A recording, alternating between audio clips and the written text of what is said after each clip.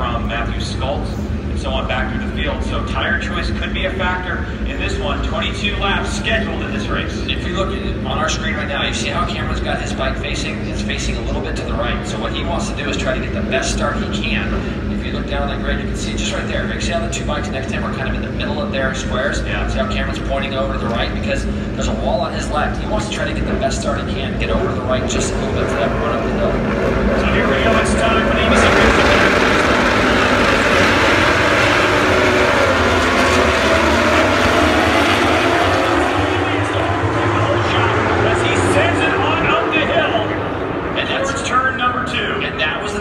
Cameron was able to get over there in front of his teammate, but he wasn't able to beat Tony Elias off the line. Now they're coming down into turn 3. What Cameron's got to try to do now is get by that number 24 as early as he can to get these clear laps. He might try it down into turn 4 right now with that little mistake that we saw from Tony. Nope, Tony's going to run it in there nice and tight, and that's what he does. Look at Josh Herron. Oh! Josh Herron crashes going into turn 4 right off the start, Greg. He takes somebody with him, and I'm trying to see who it is he took with him. It might have been Jake Lewis. Couldn't tell. JD Beach, possibly. It's hard to say, but it looks like the rider he took with him that he collected is keeping up and okay. I couldn't tell who it was, Greg, that went off there with him. And it might have been Jake Lewis. You see Matthew Skulls? Can't see Skulls. There's JD Beach, so I think it was Jake Lewis because off the start, I think Jake was in 5th spot. That's too bad because Jake was right there with the front runners, and Herring goes up underneath him, loses the front, takes them both out. I think Lewis will be able to get back to the front here. Tony Elias leads their way down through the S's here on the first lap. This is going to be the next primary passing spot. Cameron Bovey just Bovey was in there so deep. Tony just slammed the door on him.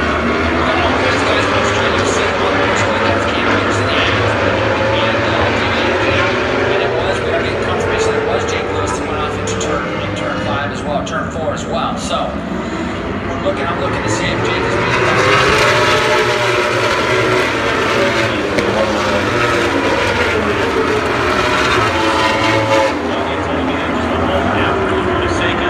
Surf, the road is down like he got his rhythm back, that is yoga, that is stretching, and he's healing up quicker and feeling pretty confident. So Tony's whole thing right now is block. It's kind of like make it to where if Cameron's going to go by, go down around the outside. There's a shot from Cameron's going to just try to stuff it right up underneath him. Can he get a stop, Greg? That's the question. Oh, no! Damn! Cameron Bovey has too much of that tire, and down he goes! That's it. I mean, that literally, you called it exactly right, Greg. He just got in there. He tried to get in there tight because he was so desperate to get by Tony. But that's the kind of line that Tony runs. He's going to make it hard for you because he's so good braking, and he's looking at that bike now. That bike doesn't look so good. Garrett Gerloff now is going to try to take the chase to Tony Elias as they run up into turn 7. And Gerloff, fresh off that win at Laguna Seca, is going to see what happened to his teammate, and he's going to go after Elias now and try to get his second win. As a rider, you have to understand and know that Tony Elias, you've got to attack him early when his bike isn't as good feeling. He's always struggled this season a little bit with extra fuel load. But you see, he does the break. He just diagonalizes his way into the turn. Gets the bike stopped for that left. And Eric Gerloff just taking the right hit. Yeah, but that's what he does. This is the thing that's so great about Tony is that he has a motorcycle underneath him and he knows what he wants to do with it. There, he's very dejected. Cameron Bovey, and you can see Greg at the top of the hill. Cameron's made the decision. Like I said,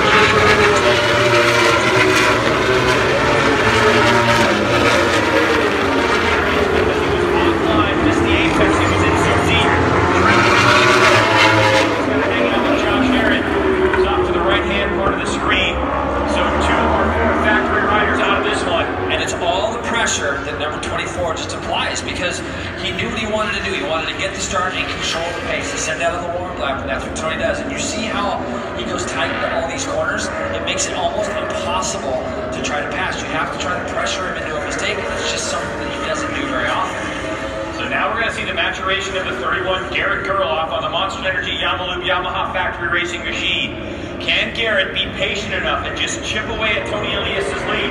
And how about this? Matthew Skulls in all the ruckus finds himself in a podium position for the moment in 3rd spot, being chased down by JD Beach as Jake Gagne started to break free from Kyle Wyman, Cam Peterson, and Jake Lewis. Anthony's crashed now. Where's that, Greg? Is that the outside of turn 2? No, it's going to... Is it crash or did it break? I couldn't tell what was going on there.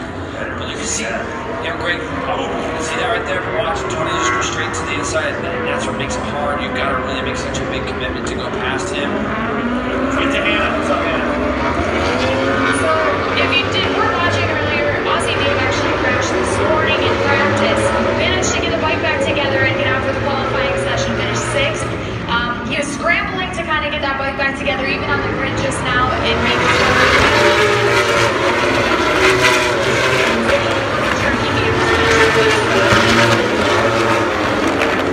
those that are new, triple blend carbon motorcycles just have a forward force in place, and you want those forces as straight as possible, holding that wheel up there. Really awkward place. Yeah, and it's just hard to they're always on the clock. If you have a little tip off, you're on the clock. Now, Garrett Gerloff has been able to close this gap back in. And Yoshimura Suzuki didn't lead either one of the sessions this morning, where both the Yamahas were pretty fast. And I feel, again, like we saw here you go, look at Garrett. He snuffs it up underneath Tony, going into the carousel. What a move by Garrett Gerloff on the inside as Tony Elias decided to leave the door open. Gerloff just stuck in there, but we know Tony's a fighter. He's not going to do it here, so Gerloff, he knows, this is the thing about Tony though, Jay, there's the ghost of Tony always. Where is he going to strike? And Gerloff's thinking behind him, but Garrett Gerloff, last time we saw him, he won the race, the largest margin of victory so far this season, 4.4 seconds. He now leads here at Sonoma Raceway. I never ever discount Tony Elias, but let's not forget, he saw Cameron Bobie crash right in front of him. He knows that this guy's on a roll right now, and look at Tremendous doing it. Let's see what he's like. On the second watching Josh Herrick right down the hill there, behind him. That was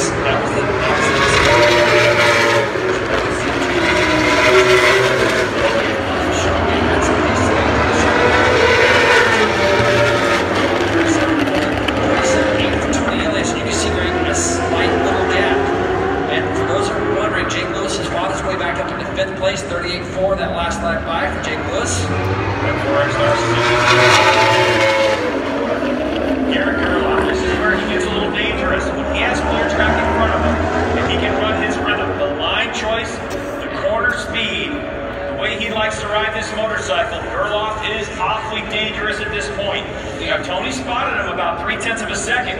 The question is, can Gerloff keep eking it out? Because we know one of the characteristics of the Yoshimura Suzuki and Tony Elias is once that fuel load drops, it becomes easier for him to ride. Well, Garrett's got the thing backing into the carousel. He's got it loose on the exit of the carousel. So, we'll watch tires as well as we go through this race. But he's got purple in the first sector, which is the fastest sector of the race for anybody in the race. He's got white in the second one, probably a little bit. It's really close to his fastest.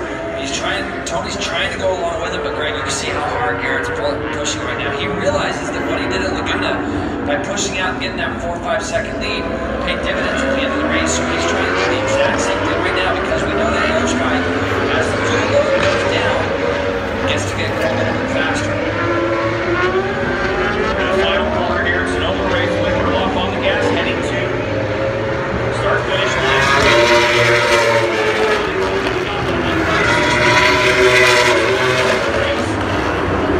Now 7/10 of a second.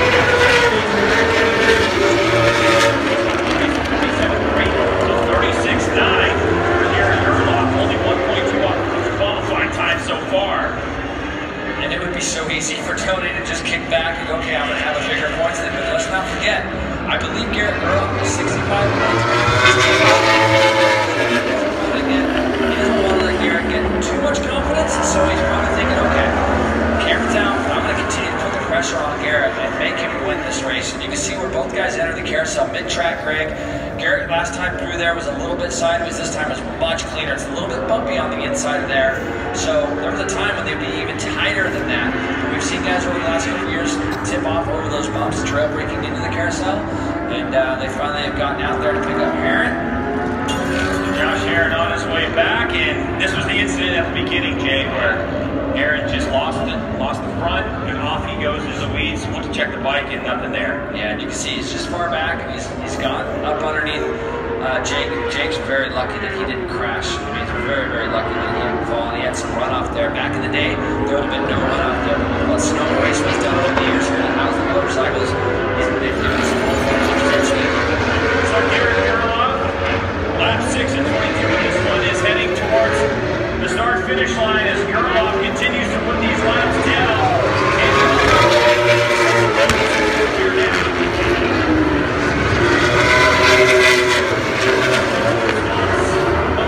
Racing Yamaha coming across the line soon.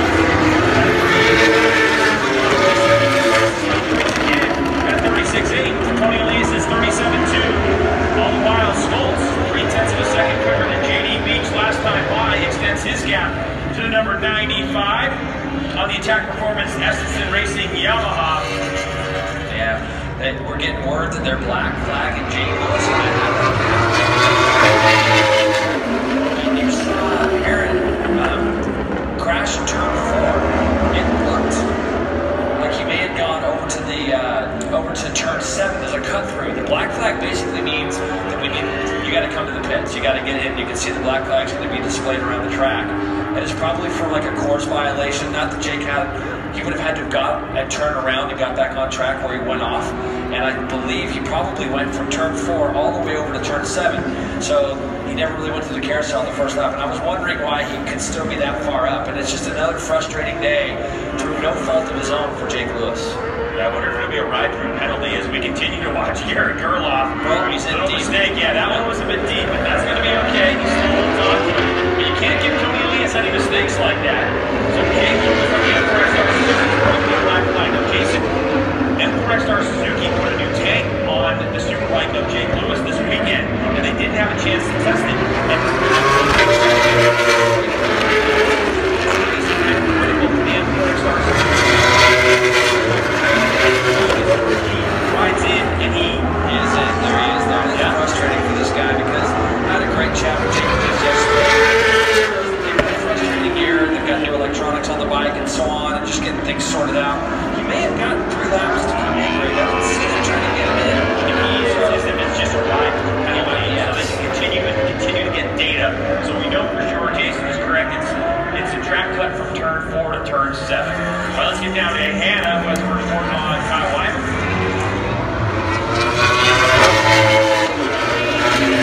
The trainer was also kind of electronic issue. He hopes to go back out and get it fixed, but they're still working on it right now, so I don't know.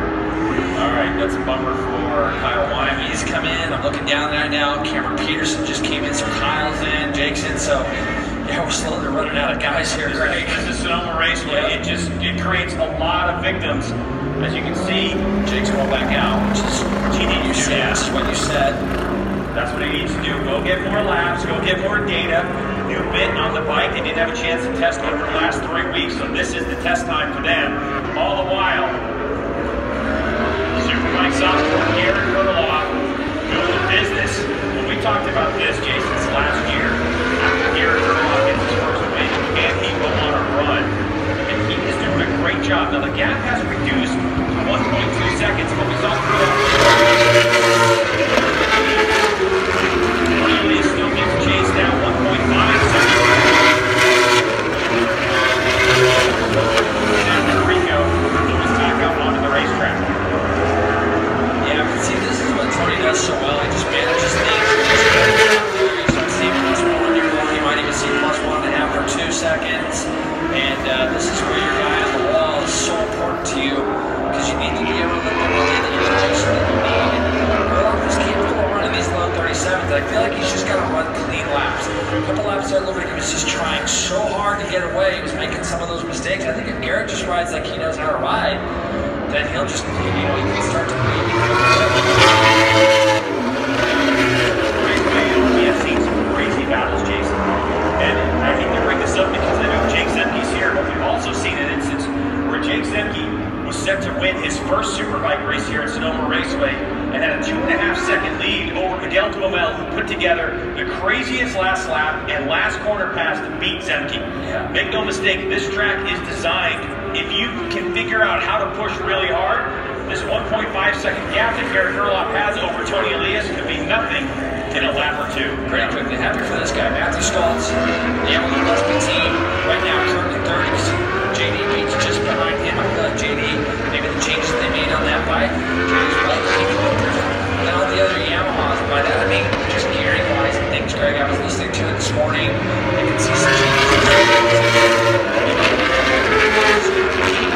for JD to ride. You can see he's got a good chopper as well.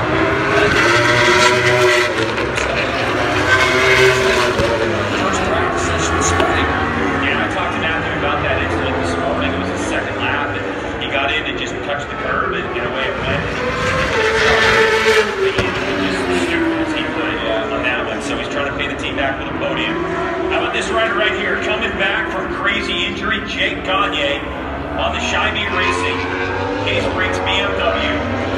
San Diego, California resident Jason is coming back from big injury. If you haven't heard about it, tell us about this injury he's coming back from. He broke his tib fib on his lower right leg,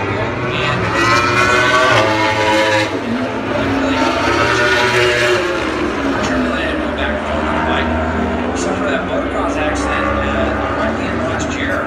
So all year long he's been battling with that injury, and he told me at Laguna that he's starting to feel quite a bit better. Might have been Utah. I said, hey, it's starting to really made a big jump, made a big step as an injury does like that. Sometimes you feel like you're going to be with it forever. There's a good look at Max footage on our screen right now.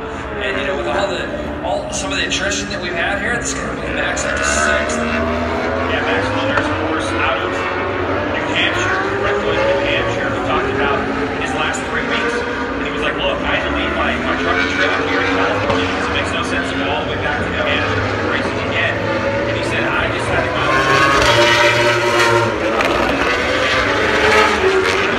Riders out here in California, they can go to track days and do some other things. So,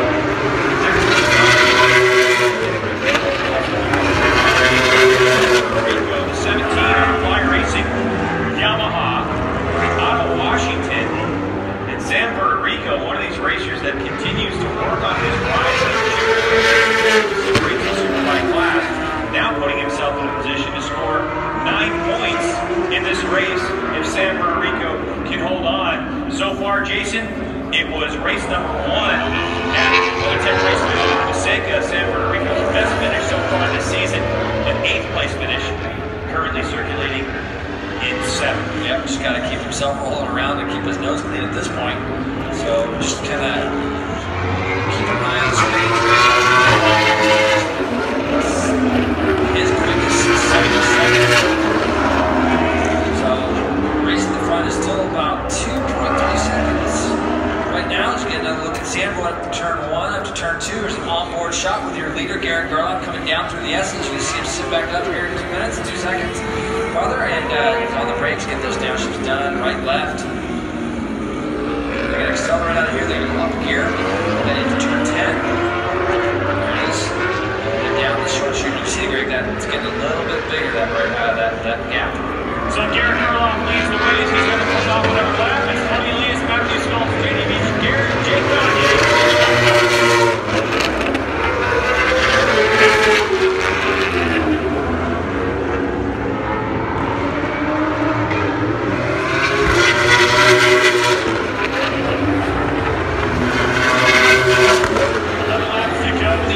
Superbike race number 1 at the Cycle Gear Championship of Sonoma from Sonoma Raceway. Garrett Gerlach leading the way, has opened up a gap, Jason. 3.1, 1.2, 1.5, quite a while. Now 3.1 over Tony Elias, Matthew Stoltz. If you're just joining us, there's been quite a bit of attrition in this one. Cameron Bouvier, the 2018 national champion, out on a crash. Josh Herron crashed out early. Jeremy Coffey was a no start after an incident earlier on. You see David Anthony, Kyle Wyman, Cameron Peterson in the pits, as well as Jake Lewis on the M4XR Suzuki. So we have Garrett Gerlach, Elias Stoltz, JD Beach, Gagne. It's been a crazy race, very unexpected. I feel like Cameron Bouvier rather was. He didn't want to stick around, he didn't want to wait, he didn't want to kind of get into that battle that he had at Laguna. So I think he was just trying to get by this guy earlier, and Tony Elias right now rolling around in 2nd, and I think he's basically gone to championship mode now. Right in front of him, Garrett Gerlach coming off a win at Laguna Seca.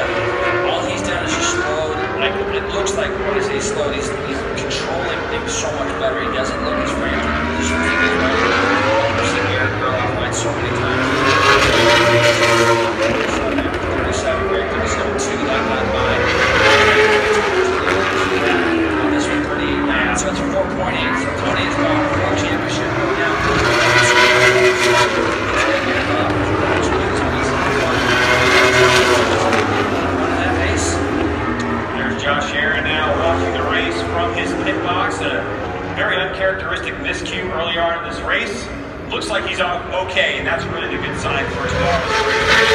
Unfortunately, is that every lap counts. Every lap has a bit of data, especially on this accelerated program, the 2-day. So unfortunately for Josh Herron and his crew, they're not going to have that data to fall back on and take a look at tonight. So crucial laps in the morning for the Ocean crew of Josh Herron. No question. I mean, these laps right now are things that you can see how your tires are going off. And now you're going to be relying on information instead of feel. So you're going to be relying on what we've seen from other riders and other things that happen. You're going to be talking to your tire technician guys. Instead of actually getting the feel underneath the disadvantage of tipping off like that. We saw earlier in the broadcast, Josh Hayes spending some time in the J-Force training. Garrett Gerloff. Been 3 weeks basically training, Jay. Let's talk about that for a second because Cam Peterson was involved in that as well. Yep. If you look at how they had a 4 podcast with Josh Hayes for 2 weeks. These guys out doing some dirt track and some tennis, just kind of creating some situations, just only racing, showing how what Josh did to win 4 Super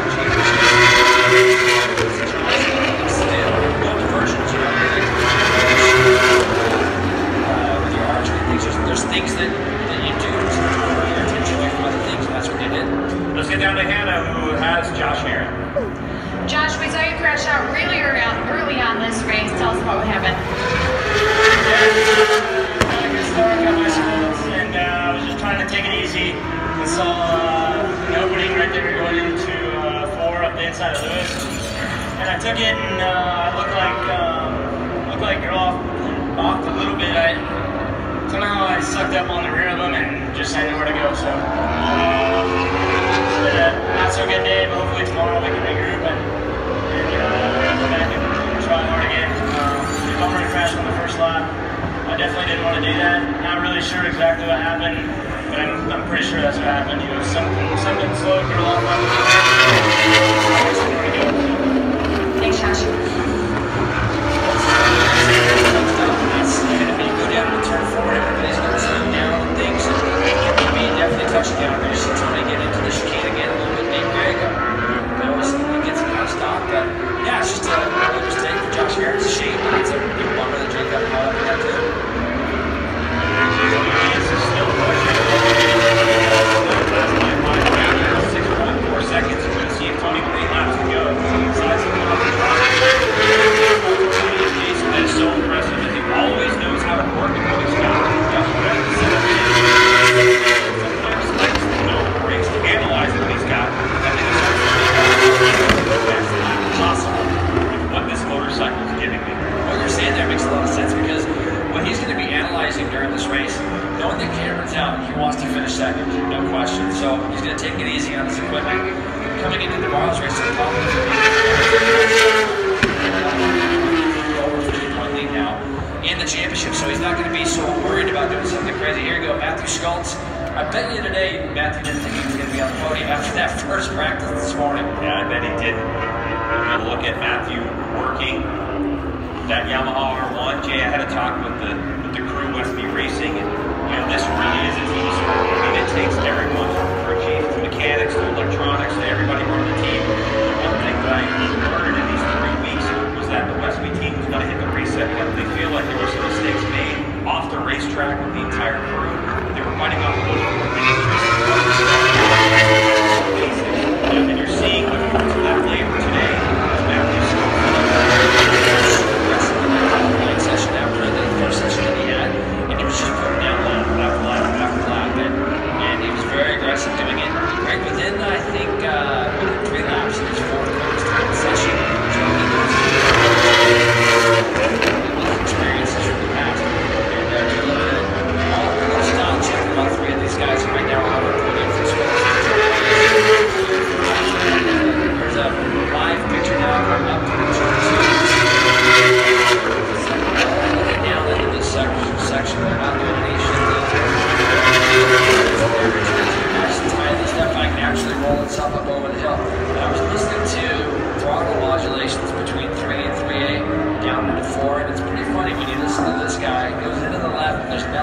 everything, and he just slightly picks the gas up and holds it up. All the time riders are doing that, but Garrett this morning was real fast in that section. Watching him this morning. Down through the famous carousel, get on to what is the drag strip runoff, a nice run. But you're always working here, aren't you, Dan? I mean, it's very rare. You don't see any section where the rider is in the middle of the motorcycle in a tuck going down a straight. It's just constant work. It's braking, it's accelerating, it's moving your body around. It's just crazy. One side or the other always. I mean, your legs get tired here, your arms obviously get tired here, your core, everything you're doing lap after lap. But the thing that makes it really interesting is when you even look where Tony Elias is coming out to these S's now. And there's a lot of places where there's transitions from right to left like you're seeing now. Now he comes out of here and goes short shift to another big long right rig. And then this last corner. This turn here has got quite a lot of bumps in the street. You got to be really careful. Make sure you're right into that. Now you come out, go up to gear 1, 2. This first little shooting is very, very narrow. There, you can see that. As quickly as that, you're done with the lap around this place. It's so steep, use the hill to really help slow the bike. It's constant movement all the time, like you say. You never get that spot like we see in some of our tracks where you can get into a full top and you're behind the bubble. So Tony Elias is one of our workhorses, without question. Earlier today, after the first session, Jason, I had a chance to get into the Yamaha transporter, and the team was working, and it was Garrett Gerloff, who was just sitting in front of a laptop computer looking at what we call data traces. So a lot of information comes off of these motorcycles, especially this day and age. Traction control, wheel control, launch control, high side curling, anything that has a sensor that can, detect suspension changes and all kinds of different stuff. And Garrett was really had his nose in the computer and was studying very hard what's going on with this motorcycle. Right now, 11-second lead in this one, it definitely pays off. First place, still hold on by number 11 matters. And it's so crazy that you say that because, we hear even this team, this team, and really, now electronic controllers and everything, we hear that saving grace and the biggest issues suspension or springs or whatever, all that is gone now because now the data guys, the crew chiefs and things can see so much of what's going on with the motorcycle. And it's really information the chiefs are seeing what's going on. How many times have we seen guys sitting on the edge of the racetrack with the guys whatever the problem is, but these guys, they deserve a podium. This podium isn't going to come easy for the Antelope Westby team. We still have another, what do we got, Greg? Probably 4 laps to go, 5 laps to go. 4.5. These are good laps for Matthew to have. He still has Tony Elias just up the road from him, 4.5 seconds. Can't be able to gauge off that. He's got +8 now on JDB. Chuck Bill is obviously spread out because of the attrition we had. Well, Jay, let's talk about that. Actually, when you have a race that's as spread out as this, and we just haven't seen this. This is so just not typically what we see in the EBC Race Superbike class. I had mentioned before the largest margin of victory so far this season was 4.4 seconds, and that was Garrett Gerloff at WeatherTech Raceway USA last time. But other than that, it was just a couple of seconds. So now we're in a position where not only fans looking at this, but these riders have got to be able to keep their concentration as they have these large gaps. Well, everybody that's behind Garrett right now, it's all trying to get as much information as you can. Like you see JD Beach here right now, he's followed by. So, I mean, this is going to be a boost for him as far as position goes. He's going to look at this race afterwards.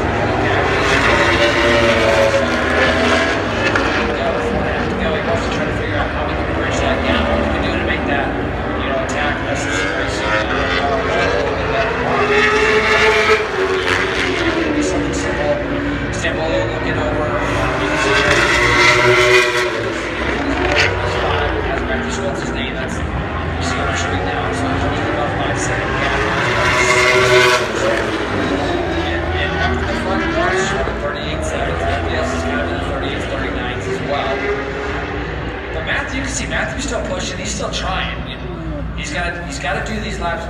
if they make some change, Greg, overnight to make the bike better, these laps with 4 to go,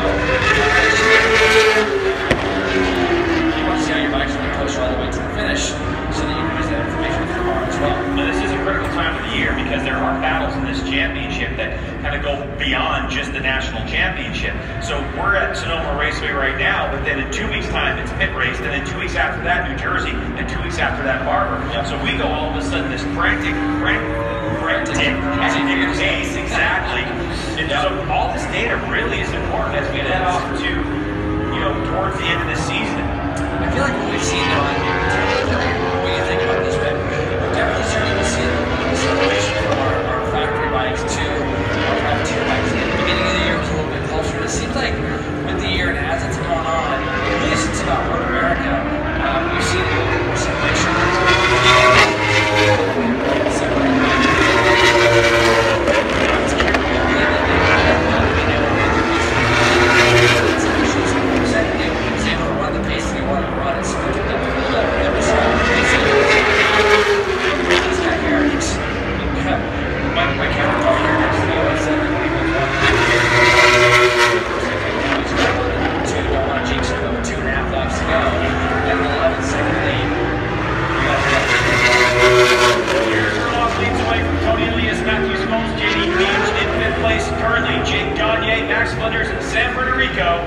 On the racetrack. So Gerloff down through the carousel he goes. Looks like those Dunlop tires are really holding up nicely though. And rear. Now normally on the Dunlop tires, James, when you look at a compound, you always look at the color. So the red means the extra soft. The interesting thing is that the qualifying tire, okay, that we get now, it's like a four lap tire. Yep. That's actually the compound that's being used in the extra soft front tire this year. Oh, I gotcha, yeah. So normally you would have the same compound in front and rear. Like when you look at the greens or the ones that just aren't denoted, just the black sidewall. The front and rear are usually the same compound. When they get to this extra soft, it's the front tire that is like a super extra soft, I guess you would say. Just give the rider some tremendous feedback, and it's held up really well, especially the more running tires.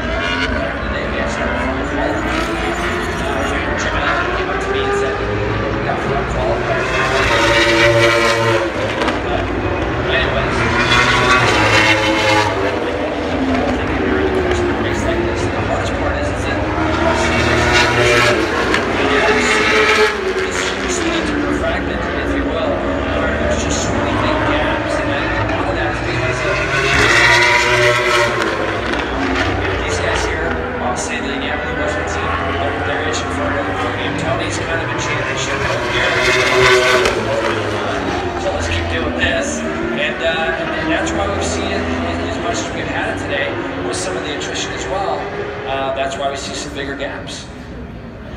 So things were interesting from the onset of this one. Tony Elias got what he wanted. He got the start. He led, and he put all the pressure on the made a mistake, and down he went after Tony Elias' teammate, Josh Herron, was out of this one. We've had some mechanical issues with Kyle Wyman in the pits. Not because of his wrist, by the way. Kyle Wyman was able to compete. He was in pain and a little bit of strength. And Jason, this track's so physically demanding. This is not a place you want to come back from injury. No, the kind of injury that he had, especially, breaking that scaphoid bone is difficult. But coming back to a place like this makes it even more difficult than that. And Matthew just finally looked like he had a peek over his shoulder there through the middle of turn 7. You realize the JD's quite a way back now, so he can. 1.5 laps to go, 1.25 laps to go.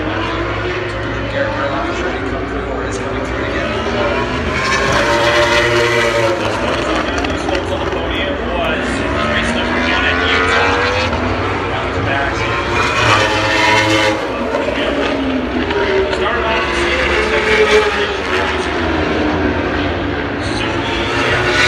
Raceway. And of course,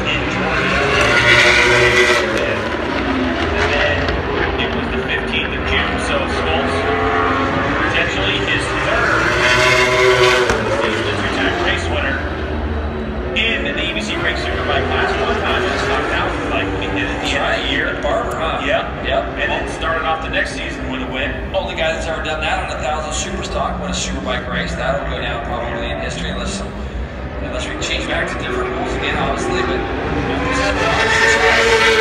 final lap, 22 of the EBC Brakes and Superbike class, Cycle Gear Championship of Sonoma, race number 1. A race of attrition, a race of cat and mouse, of control. Garrett Gerloff casually taking a clear look at that checkered flag. Yep, no Garrett doubt. Gerloff, fastest lap of the race, a 1:36.8, did that back on lap number 6 and backed it down to 39s, managing an 11.8 second lead at the moment. This has the potential to be the largest margin of victory. What we call in racing a checkout. He done checked out. Is this like in Motor America history, maybe the biggest one we had in 11 seconds? Garrett Gerloff put down to the checkered flag will take his second EBC Brakes Superbike victory in a row, the second of his career.